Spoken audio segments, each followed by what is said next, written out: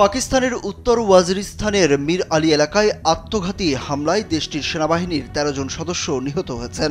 এই ঘটনায় ভারতকে দায়ী করেছে পাকিস্তান। তবে হামলায় জড়িত থাকার কথা অস্বীকার করেছে ভারত।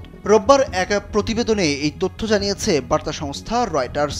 পাকিস্তানের সেনাবাহিনী বলেছে এই হামলার পেছনে ভারতীয় রাষ্ট্রীয় পরিকল্পনা এবং ভারত সমর্থিত জঙ্গি গোষ্ঠী ফিতনা আল খারিজ জড়িত।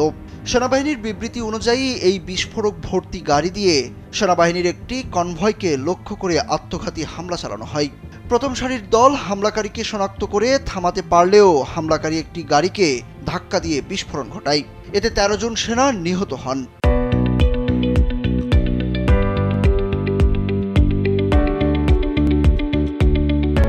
এই হামলায় ৩ জন বেসামরিক ব্যক্তি গুরুতরভাবে আহত হন। তাদের মধ্যে ২ শিশু ও ১ নারী রয়েছেন। হামলার পর পাকিস্তান সেনাবাহিনী অভিযান চালিয়ে ১৪ জন খারিজি জঙ্গিকে হত্যা করে।